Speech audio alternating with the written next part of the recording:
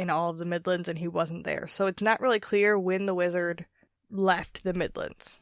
Yeah, I suppose you're right. And I guess that he could have possibly gotten through the boundary on his own. After all, he was the one that put it up. So maybe he was the dude with the key. Right. I guess that's my thing. I have no idea when he went through, but you're probably right. He could have just, walked right through. So at this point, Kahlan brings up something called the Dark and Rawl movement, or at least she calls it that. All of a sudden, people were supporting Panis Rawl's son, and the people who didn't were killed by the flower throwers. All the people who were throwing flowers at the People's Peace Army's feet. And eventually, that army stops the killings, and they take all the people who don't agree and bring them to schools of enlightenment. Sounds super enlightening. So like torture camps.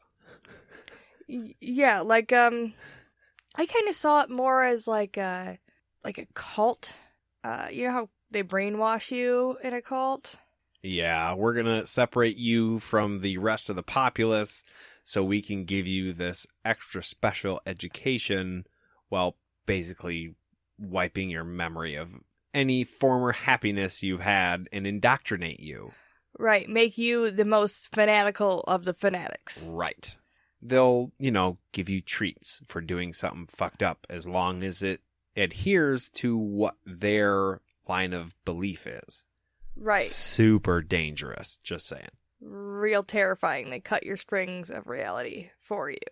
And then Darken, which, as I was writing my notes, I just wanted to say it's super weird to say his name with just the first part of his name. It's almost natural to just say Dark and Rawl. For all of you who have read the books with us, let us know what you think. Because, Jade, I 100% agree with you. I'm reading the note that she has written down here, and she just says, Darken went to the council. And I'm like, wow, that's weird. Why is that so weird? It's because his last name isn't there. Right. They always put the last name, and it seems very weird. Like, you wouldn't be like, hey, Darken, did you want to go play outside? Like, there's no way to make his first name normal. It's like that guy from Parks and Rec who always has to use the first and last name when he points at you so he can remember who you are. Dark and Rawl. Oh, Jade Bruni. I know who you're talking about, but I don't remember his name. Isn't his name Rob, maybe? Yeah. Oh, no, his real name's Rob, right? His real name is Rob, He's yeah. Rob Lowe. Rob Lowe. And a fantastic character. But yeah, it was kind of like that. Like, you can't just see Darken without wanting to say Rawl. Dark and Rawl. Dark and Rawl. I'm going to do my best to only refer to him as Darken because it's weird. And I want everyone to be aware of how fucking weird his name is. We are going to break that habit. Hey, Dark. What are you doing today, Dark? No, that's weird the other way. I can't do that either. Yeah. Make you super uncomfortable? You're welcome. So Dark went to the council and executed anyone who didn't join him with his curved sword from his waist. Which Kahlan explains that he loves very, very much and takes great pleasure in killing people with it. Right.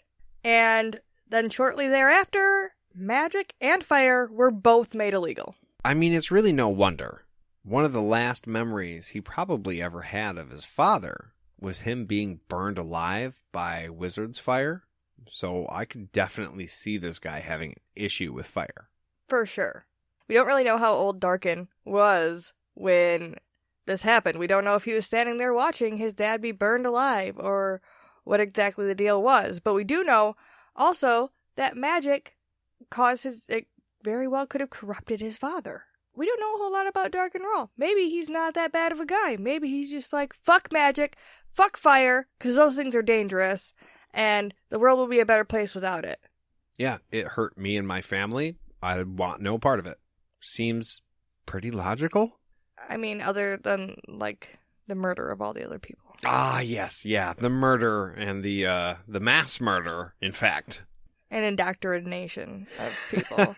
Almost forgot about that. Yeah. Ooh, yeah, not getting off here. Sorry, Dark.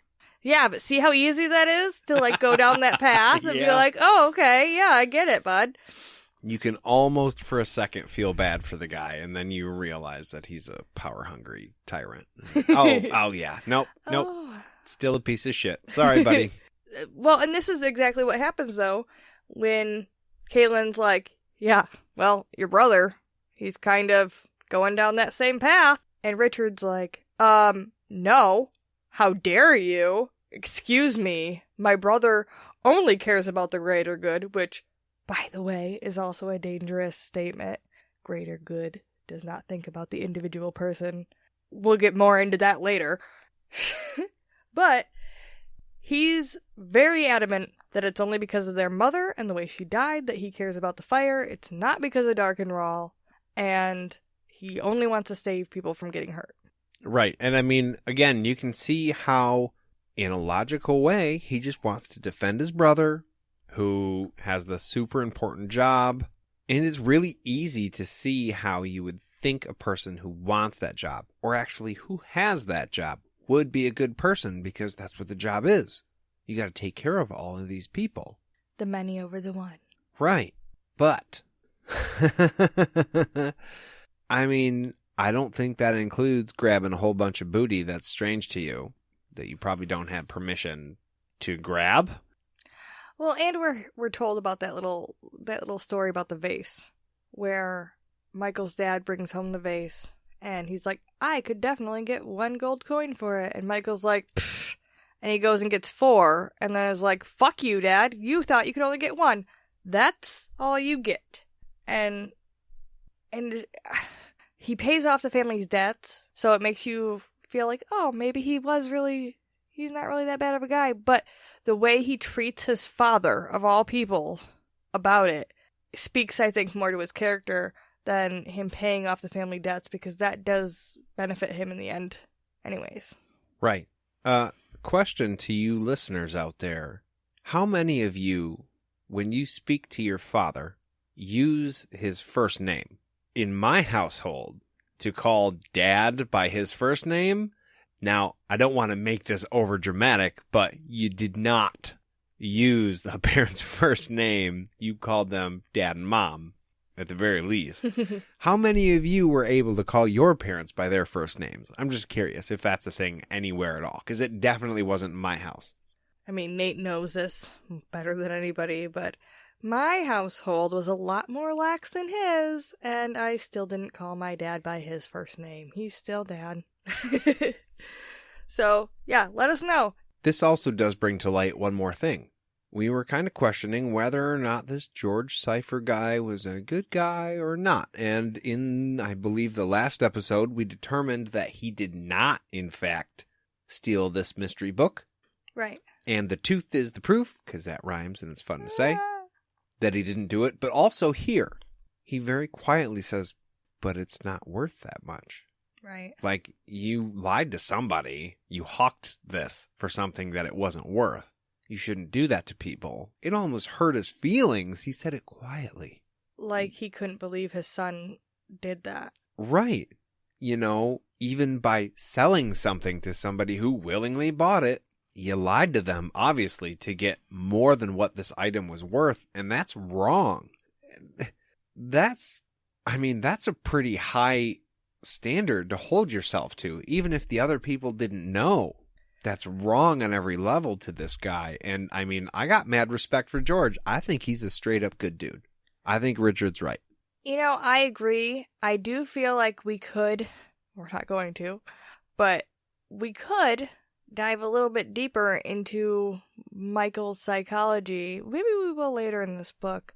Because it is interesting that George Cypher, being the man that he seems to be, and having raised Richard, being the man that he seems to be, also raised a child like Michael.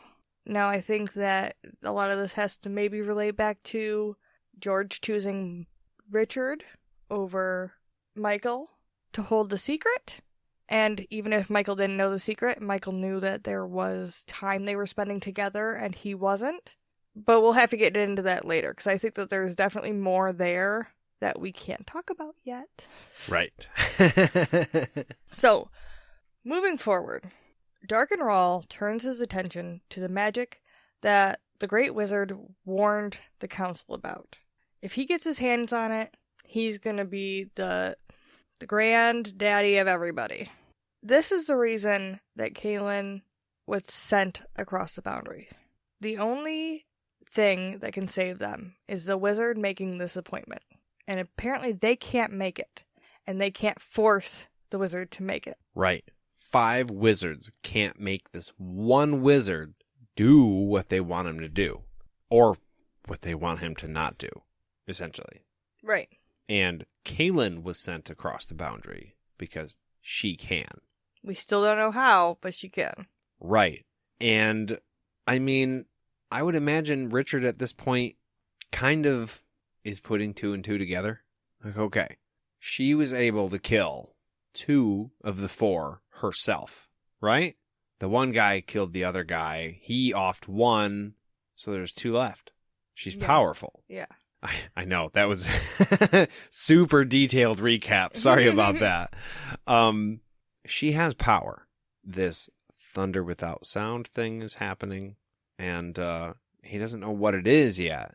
But I would imagine he's starting to suspect that, okay, maybe she's not a wizard, but she is something. I feel like maybe at this point I would be assuming that she's... Because she says that there's only so many wizards, but nobody's talking about witches or sorceresses. I guess in my head, if you met a superhero, the first thing out of your mouth would be like, dude, what are your superpowers? Can you do shit? Can you can you do shit? What can you do? But he doesn't want her to ask about his secrets. That's true. He has secrets of his own. And the next point is something that kind of keeps everything in perspective. She sees his hand and... no, I'm sorry. She pulls out this salve from her pack. There's a word for you.